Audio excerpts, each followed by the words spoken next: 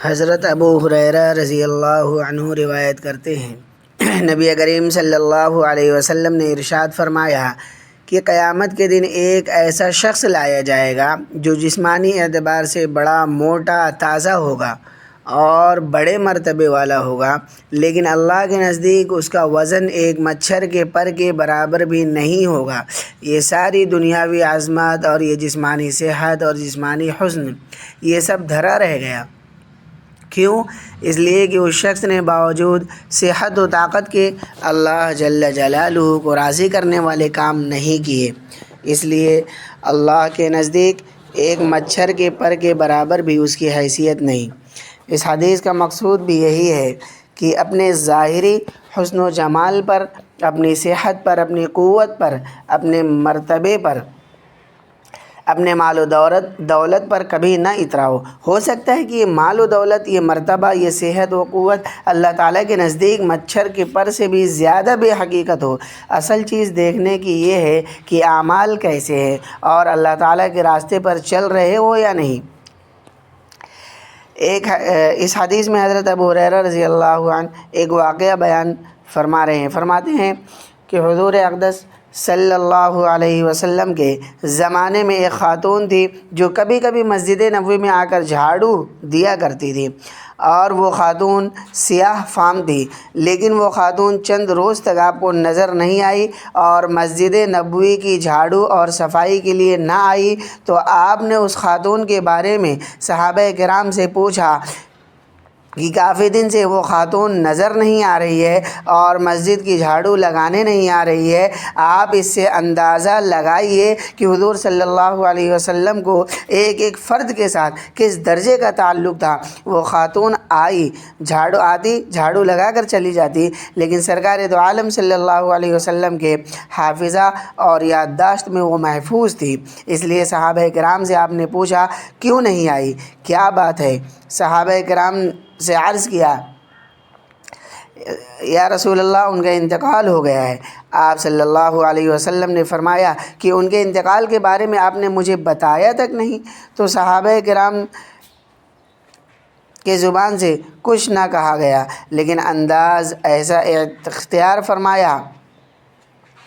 جس سے یہ بتانا مقصود ہو کہ حضور وہ ایک معمولی قسم کی خاتون تھی، اگر انتقال ہو گیا تو اتنی بڑی اہم بات نہیں تھی کہ آپ جیسی ہستی کو اس کے بارے میں بتایا جاتا۔ سرکار دو عالم صلی اللہ علیہ وسلم نے فرمایا مجھے بتاؤ اس کی قبر کہاں ہے، کس جگہ ان کو دفن کیا ہے۔ آپ صحابہ کو ساتھ لے کر اس کی قبر پر تشریف لے گئے اور جا کر ان کی قبر پر نماز جنازہ پڑھی۔ عام طور سے نماز جنازہ کا حکم یہ ہے کہ اگر کسی کی نماز جنازہ پڑھ لی گئی ہو تو اس کے بعد قبر پر نماز جنازہ پڑھنا جائز نہیں، اور اگر کسی کو نماز جنازہ پڑھے بغیر دفن کر دیا گیا ہو تب بھی شرعی حکم یہ ہے کہ جب تک میت کے پھولنے پھٹنے کا احتمال نہ ہو اس وقت تک تو اس کی قبر پر نماز جنازہ پڑھ سکتے ہیں۔ اگر اندیشہ ہو کہ اتنے دن گزرنے کی وجہ سے لاش پھول پھٹ گئی ہوگی تو اس کے بعد قبر پر نماز جنازہ نہیں پڑھی جائے گی۔ لیکن آپ صلی اللہ علیہ وسلم نے اس خاتون کی خصوصیت کے طور پر، اس کے امتیاز کے طور پر اور صحابہ کو جتانے کے لیے آپ اس کی قبر پر تشریف لے گئے اور نماز جنازہ پڑھی، اور نماز پڑھنے کے بعد فرمایا کہ یہ قبریں ظلمتوں اور اندھیروں سے بھری ہوئی ہوتی ہے اور اللہ تعالیٰ میری نماز کی برکت سے ان قبروں میں نور پیدا فرما دیتے ہیں۔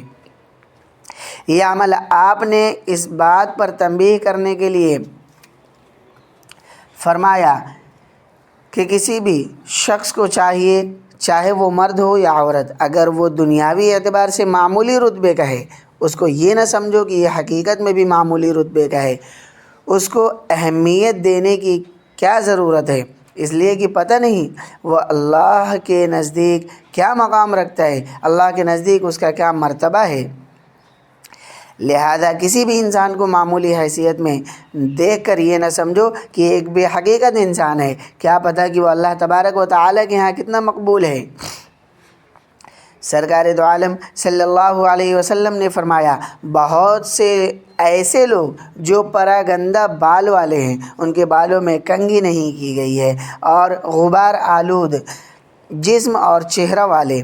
محنت اور مزدوری کر کے کماتے ہیں، جس کی وجہ سے ان کے جسم پر اور چہرے پر گرد کی تہ جمی ہوئی ہوتی ہے، یعنی دھول مٹی کی تہ جمی ہوئی ہوتی ہے، اور یہ لوگ اگر کسی کے دروازے پر جائیں تو لوگ ان کو دھکا دے کر ان کو نکال دیں کہ یہ لوگ دنیاوی اعتبار سے تو بے حقیقت ہے، لیکن اللہ تبارک و تعالیٰ کے یہاں ان کی یہ قدر و قیمت ہوتی ہے کہ اگر اللہ جل جلالہ پر کوئی قسم کھا لے تو اللہ تعالیٰ ان کی قسم کو پوری کر دے۔ یعنی اگر یہ لوگ قسم کھا کر کہہ دے کہ فلاں کام ہوگا تو اللہ تبارک و تعالیٰ وہی کام کر دیتے ہیں، اور اگر یہ لوگ کہہ دے کہ یہ کام نہیں ہوگا تو اللہ تعالیٰ وہ کام روک دیتے ہیں۔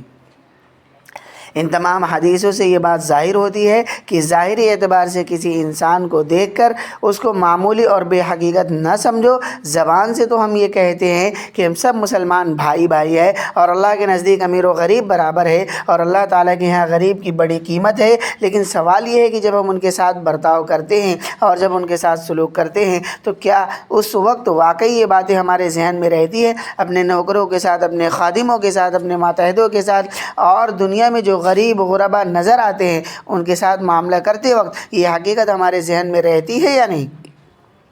ہوتا یہ ہے کہ زبان سے تو میں تقریر کر لوں گا اور آپ تقریر سن لیں گے، لیکن جب کرنے کا معاملہ آتا ہے، جب بات عمل کی آتی ہے تو اس وقت سب بھول جائیں گے۔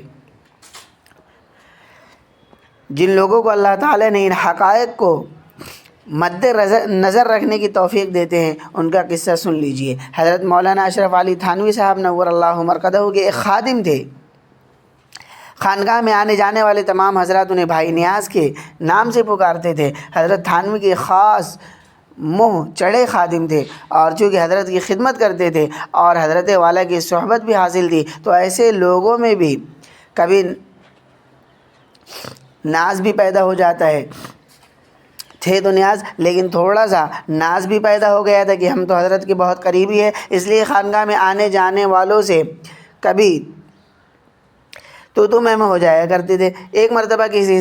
صاحب نے حضرت والا سے بھائی نیاز کی شکایت کر دی، حضرت یہ لوگوں کے ساتھ لڑتے جھگڑتے ہیں، اور مجھے بھی انہوں نے برا بھلا کہا، چونکہ حضرت والا کو پہلے بھی ان کی کئی شکایتیں پہنچ چکی تھی، اس لیے حضرت والا کو بہت تکلیف ہوئی۔ یہ دوسروں کے ساتھ ایسا معاملہ کرتے ہیں۔ حضرت والا نے ان کو بلایا اور ڈانٹ کر فرمایا، میاں نیاز یہ تم کیا ہر آدمی سے لڑتے جھگڑتے پھرتے ہو؟ انہوں نے سن کر جھوٹے ہی جواب میں کہا، حضرت جھوٹ نہ بولو، اللہ سے ڈرو۔ اب یہ الفاظ ایک نوکر اپنے آقا سے کہہ رہا ہے، آقا بھی کون سے؟ حکیم الامت حضرت مولانا اشرف علی تھانوی۔ حقیقت میں ان کا مقصد بھی یہ نہیں تھا کہ حضرت آپ جھوٹ نہ بولے، بلکہ اصل میں ان کا مقصد یہ تھا کہ جن لوگوں نے آپ تک شکایت پہنچائی ہے انہوں نے جھوٹی شکایت پہنچائی ہے، ان کو چاہیے کہ جھوٹ نہ بولے، اللہ سے ڈرے، لیکن جذبات میں بے اختیار لفظ زبان سے یہ نکلا کہ حضرت جھوٹ نہ بولو، اللہ سے ڈرو۔ اب دیکھیے، اگر ایک آقا اپنے نوکر کو ڈانٹ رہا ہو اور نوکر یہ کہہ دے کہ جھوٹ نہ بولو تو اور زیادہ غصہ آئے گا اور زیادہ اشتعال پیدا ہوگا، لیکن مولانا اشرف علی تھانوی رحمۃ اللہ علیہ حکیم الامت تھے، ادھر انہوں نے کہا کہ جھوٹ نہ بولو، اللہ سے ڈرو، اور ادھر حضرت والا نے فوراً گردن جھکائی اور فرمایا استغفر اللہ استغفر اللہ استغفر اللہ، اور پھر بعد میں فرمایا کہ مجھ سے غلطی ہو گئی، وہ یہ کہ میں نے ایک طرف بات سن کر ان کو ڈانٹنا شروع کر دیا، اور حالانکہ شریعت کا حکم یہ ہے کسی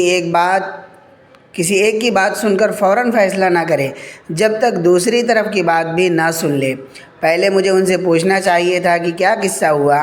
وہ اپنا موقف پہلے بیان کر دیتا، پھر اس کے بعد کوئی فیصلہ کرتے، لیکن میں نے پہلے ہی ڈانٹنا شروع کر دیا تو غلطی مجھ سے ہوئی، اور جب اس نے کہا کہ اللہ سے ڈرو تو میں نے اللہ کی طرف رجوع کیا، معلوم ہوا کہ واقعتاً مجھ سے غلطی ہوئی اور میں نے استغفر اللہ پڑھا۔ یہ وہ لوگ ہیں جن کے بارے میں کہا گیا کہ اللہ کے حدود کے آگے رک جانے والے ہیں، بھائی نوکروں کے ساتھ اور خادموں کے ساتھ اور اپنے ماتحتوں کے ساتھ بھی حسن سلوک اور اچھا برتاؤ کرنا چاہیے، ان کے ساتھ کسی وقت تحقیر کا معاملہ نہ کرے۔ اللہ تعالی ہم سب کو اس سے محفوظ فرمائے۔ حضرت اسامہ رضی اللہ عنہ حضور اقدس صلی اللہ علیہ وسلم کے بڑے چہیتے صحابی ہیں اور حضور صلی اللہ علیہ وسلم کے متبنہ حضرت زید بن حارثہ رضی اللہ عنہ کے بیٹے ہیں، گویا کہ یہ منہ بولے پوتے ہیں۔ وہ روایت کرتے ہیں کہ نبی کریم صلی اللہ علیہ وسلم نے ارشاد فرمایا کہ میں جنت کے دروازے پر کھڑا ہوا، یہ شاید معراج کا واقعہ ہوگا، کیونکہ معراج کے وقت حضور صلی اللہ علیہ وسلم کو جنت اور دوزخ دونوں کی سیر کرائی گئی، یا کسی اور موقع پر ایسا ہوا ہوگا، عالم رؤیت میں ہوا ہوگا یا عالم کشف میں ایسا ہوا ہوگا، اللہ تعالیٰ ہی بہتر جانتا ہے۔ میں نے دیکھا کہ اکثر لوگ جو مجھے جنت میں نظر آئے وہ مسکین قسم کے لوگ تھے، اور میں نے دیکھا کہ دنیا میں جن کو خوش بخت شمار کیا جاتا تھا کہ بڑے خوشحال ہے، بڑے صاحب منصب ہے اور دولت مند ہے، جن کو لوگ دنیا میں بڑی قسمت والے سمجھتے ہیں، وہ سب جنت کے دروازے پر کھڑے تھے، رکے ہوئے تھے، جیسا کہ ان کو کسی نے روکے رکھا ہے کہ داخل نہیں ہو سکتے۔ اس کے دو معنی ہو سکتے ہیں، ایک یہ کہ وہ اس لیے رکے کھڑے تھے کہ وہ جنت میں داخل ہونے کے لائق تو تھے، لیکن حساب و کتاب اتنا لمبا چوڑا تھا کہ جب تک اس حساب کتاب کو صاف نہ کرے اس وقت تک جنت میں داخلے کی اجازت نہیں، اس لیے وہ دروازے پر کھڑے ہیں۔ اور ان میں جو جہنم والے تھے ان کے بارے میں حکم ہو گیا تھا کہ ان کو جہنم میں لے جایا جائے، اور جہنم کے دروازے پر میں نے کھڑے ہو کر دیکھا تو اکثر اس میں داخل ہونے والی عورتیں ہیں، عورتوں کی تعداد جہنم کے اندر زیادہ نظر آئی۔ اس حدیث میں دو حصے بیان فرمائے، ایک یہ کہ جنت میں اکثر و بیشتر داخل ہونے والے لوگ مساکین نظر آئے، اس کی تفصیل پیچھے بھی آ چکی ہے، اور یہ بھی عرض کر چکا ہوں کہ یہ ضروری نہیں مساکین سے مفلس اور فقیر مراد ہو، بلکہ وہ لوگ جو طبیعت کے اعتبار سے مسکین ہیں وہ بھی انشاءاللہ اللہ کی رحمت سے مسکین کے اندر داخل ہیں۔